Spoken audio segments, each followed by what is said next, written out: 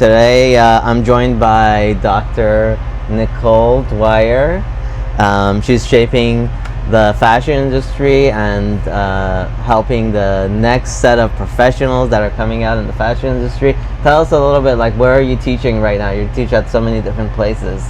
Yes, I am teaching in Los Angeles at Cal Poly Pomona. I also am teaching courses at Cal State Long Beach and at LA Trade Tech in downtown Los Angeles. Okay, and tell us a little bit about some of these courses that you're doing. So I think the courses that I really specialize in are going to be topics in sustainability and supply chain. I think that is, an area that is at the cornerstone of where the industry is currently, but also teaching subjects in retail, retail management, merchandising, product development. Anything that really has to do with more of the business side of the industry is kind of the focus of courses that I teach. But I also kind of integrated leadership as well. I teach a leadership course at Cal Poly that is very successful as well. Yes, so you said the business side. Tell us a little bit about the students when you teach them. What do they think fashion is versus what it actually is? And when they go into the business world, how do they cope with that? Yeah, I think it's really interesting. It's the dynamics between the creative and the fun and more of the development side of the industry, and kind of immersing that with the touch points of wanting to make sure that it makes sense for money making in business. Ensuring that students get a perspective and realization that you really have to make sense of it all strategically through the development of your business model, through the development of your marketing schematic, making sure that your backbone, such as like your supply chain, is really heavily integrated into the flow of your product through the industry. And I think students kind of going into studying fashion, a lot of them see more of the, broader, I would say facade of things, and not really getting into the nitty-gritty of details. And so it's really fun to kind of peel back the layers, so to speak, and really get them to see that there's a lot more of complexity to the industry as a whole. Right, yeah. When I was talking to a few of the staff at LA Trade Tech, they were saying that a lot of the students come in and they're like, oh, well, I want to be a designer, I want to design clothes, and then they don't realize more about, like, oh, there is a business behind that. Like, you have to somehow make your designs get out there. Absolutely. Like, which courses and which areas do you think that in the future are going to help these students really be able to run those businesses? One particular class I'm teaching right now is product development, and I think it, again, aligns with the design part of things, but we really do dive more deeply into the conceptualization and making sure that line concept makes sense for sellability and marketability, making sure that you have the software and the technology and the resources. Like I said, students get a fresh perspective and a quick realization that it's not just the creative of design of, a really fun silhouette or a cute style, but it has to make sense. It has to, again, at the end of the day, sell to the consumer. Right, and with supply chains, especially in US, most of the goods are imported, so yes, you do need to have some kind of a minimum for that quantity to make sense. So you have to sell a certain amount for it to make sense, right? Absolutely. Yeah, we talk about assortment planning, we talk about allocation, looking at forecasting, demand and what that looks like, so that, based on the number of units that you're going to potentially offer when you're developing your line, that again, it makes sense on the sell-through. Yeah, and on the operations end, you guys have at Cal Poly AMM course that AIMS360 is also taught at. Tell us a little bit about that and how that's going. It definitely helps the students in terms of practical technological software that's out in the industry and being used, and giving students hands-on experience using software such as AIMS360 to interact with it, but also see the usefulness of the tool for planning and allocation and being able to plan your sell-through. Yeah, that's great. So sustainability, I know there's a big focus on that, obviously, and again, with a lot of goods coming from overseas, sometimes you don't even know, you can't like go visit it easily. What do you see are some of the trends and the qualities that people have to look for in a supplier to have for products that they're producing? Sustainability in today's market is a must, and setting up the students for success from the very get-go, talking about the importance of sustainability, but it goes beyond just the ethics of it, and really looking at how you can create transparency, create efficiency, utilizing technologies such as AIMS360, as well as blockchain and AI technologies to become more efficient and more sustainable, really utilizing a lot of that in your overall scope of operations, but I think also planning.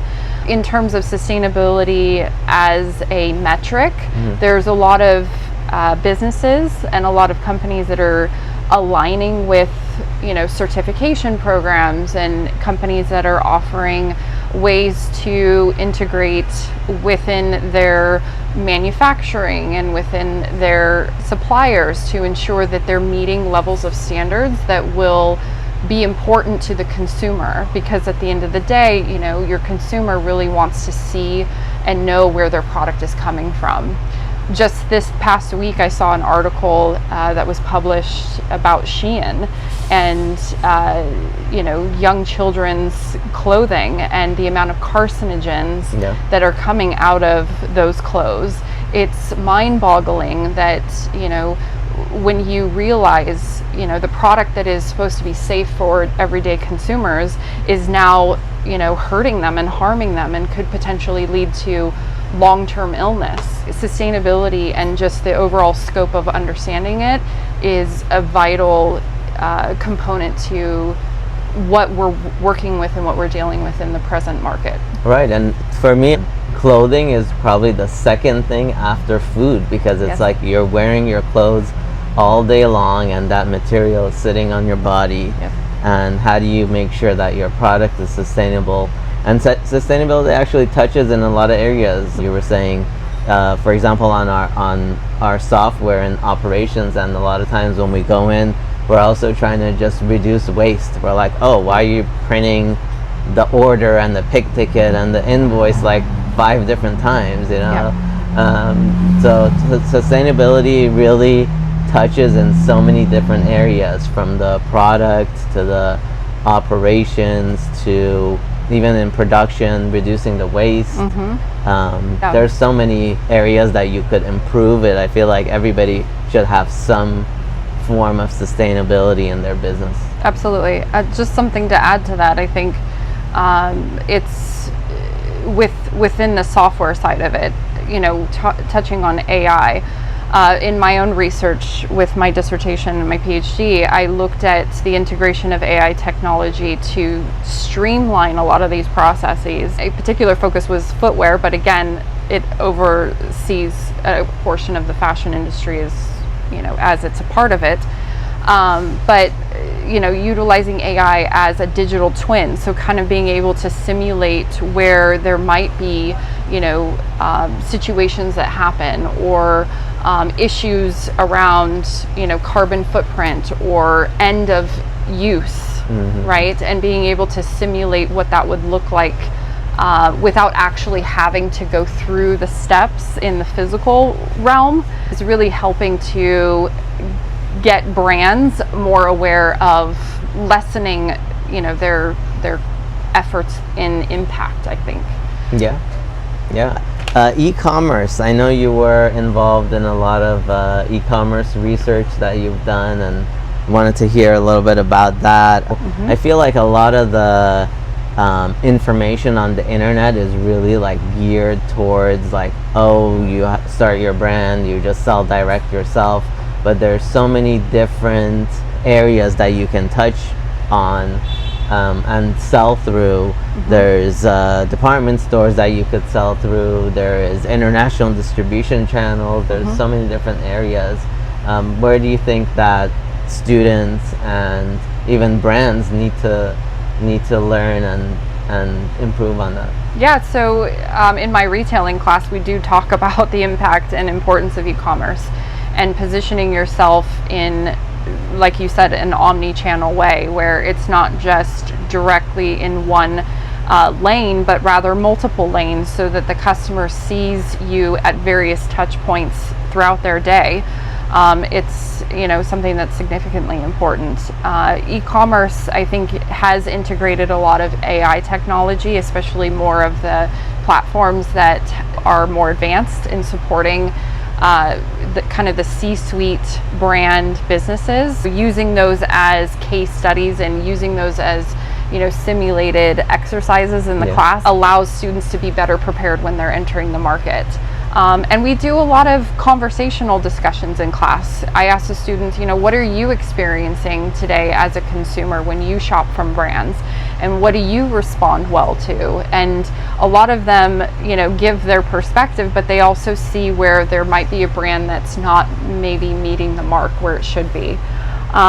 Another thing that we're doing in a lot of our classes is simulated capstone projects. So particularly at Cal Poly, senior retail capstone is developing and working a successful e-commerce site, and then integrating the product that's being sold on that e-commerce site and selling directly to the local student body on campus as well as outside of campus. The hands-on aspect of being able to manage that and stay up with the inventory levels and tracking, a great experiential. I really love that program, and I think the students really love that program.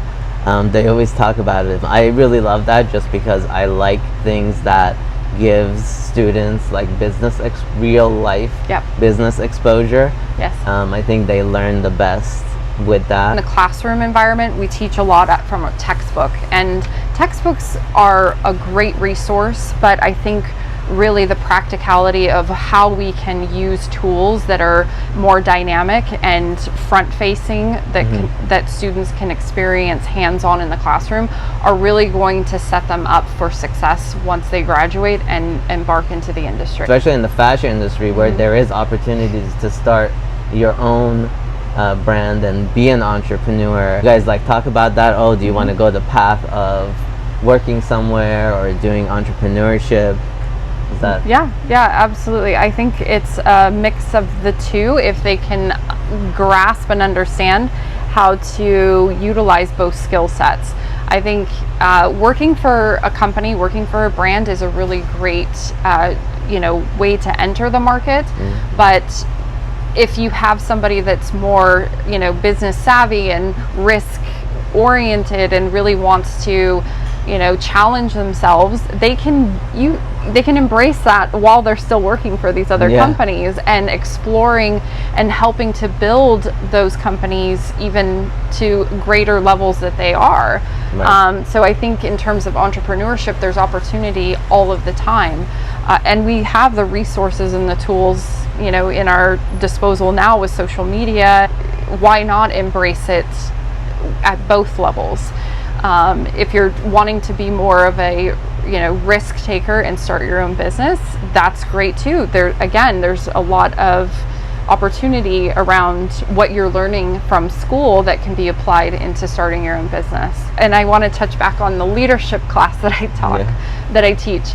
I think it also comes into light when we think about how we present ourselves, how we are able to understand one another, how we are able to articulate our thoughts in a meaningful way And in my leadership class, I go through a wide array of different interpersonal skill development techniques that I think really do set the tone and the bar for successful students graduating from our programs. I love that. Just how do brands get involved and get students involved with them, maybe in different ways, like internships or job opportunities? What's the best way for them to get involved? Aligning the school, the department, with the brands directly is a great way. I know, our department at Cal Poly and the department at Cal State Long Beach, they work really hard to make those relationships, but creating the bridge between the two is sometimes challenging because, brands are busy and working every day. It would be nice to continue, a fruitful, relationship and connections with the industry, because I think that students really will benefit a huge amount from it.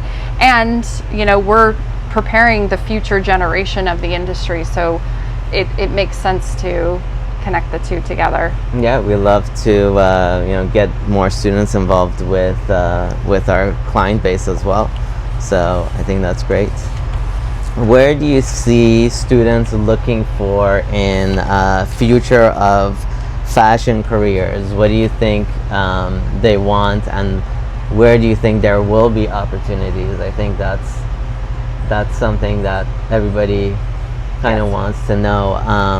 From our side, obviously we're seeing it where there's still a lot of opportunities out there. A lot of the manual work, I guess, is starting to get reduced with systems, but that doesn't mean that somebody doesn't need to be in charge of the whole piece. So we do have a lot of brands that people that were just doing a lot of manual work, maybe they can still grow with the same number of people that they have, but somebody needs to be in charge. So a lot of the times we're seeing, especially in medium-sized brands, that there's a lot of different people will cover multiple roles, so that's something that happens often.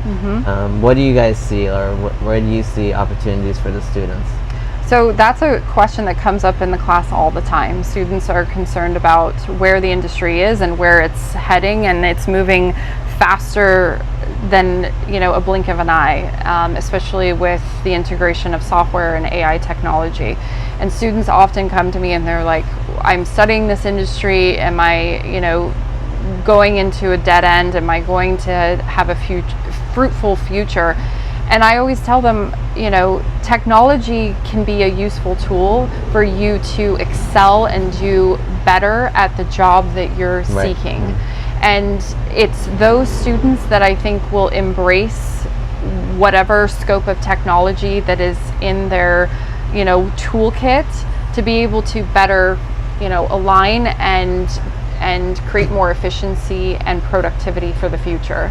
I always lean on the side of, let's embrace this tool to cultivate more efficiency and success in whatever scope of job that we're doing, rather than looking at it as something that's going to replace me or replace my future work. Right. We also see that there's a lot of demand out there for that, and just using AI to do different tasks. It's not really about like, oh, well, the AI is going to come in and do it for everybody else, because a lot of times, even before AI, we would see brands would say, hey, I need people that can get the reports out of your system and crunch that data in Excel, right? And it's the same concepts, it's just using different tools. Now probably you would use the AI and you would feed it in there, and then you would start asking it questions on that data. So the tools have changed, but somebody still has to analyze it, work on it, use their logical reasoning, figure out where the brand wants to go, and align that with the information coming out of the AI. Absolutely. A newer AI technology that's out there is Claude. Yes. And I've been integrating some of that into the classroom simulated exercises. And specifically in my supply chain course, just recently the students did an immersive research assignment around sustainability, which included them going to one of the leading industry trade shows, which was Magic, Yes. and speaking directly to vendors and asking them questions about their sustainability standards, and then utilizing that to come up, coming back from that collection and research to come up with a conceptual line focused on sustainable textiles based on the brands that they spoke with. And then with the Claude technology, the AI simulated, they actually were able to calculate the impact of CO2 emissions on each of the styles that they generated. And so they just did their presentation a week ago, and it was very, I think, successful. And I think that again speaks to more of that experiential learning in the classroom and embracing technology, because as they embark in the industry, these are the technologies that they're likely going to be using. Right, these are the tools that they're going to be using in the future. And I think probably the hardest part is more about, oh, what tool do you use? Because if we talked maybe 6 months ago, everybody was in ChatGPT, and now everybody's in Claude, right? And it's like, how do you quickly pivot and learn these new technologies? So I would say to even students is like, okay, right now you're in college, right? That's some years of your life, but if you're working at a company or you have your own brand, you're going to be working for 10 plus years, right? So technologies are going to change throughout time, and you have to look and see what's the next thing, adapt to it, and use those new technologies to really enhance yourself, right? Yeah, absolutely. Great. So yeah, I really appreciate your perspective and spending time with us. I also invite any of brands that want to connect with us and connect with the different schools and give their feedback too if they're looking for specific skills out of the students, so that we can also understand what they need, right? So I think that would be a great position, and we can shape the future, all of us together. Sounds awesome. All right. Thank you. Thank you.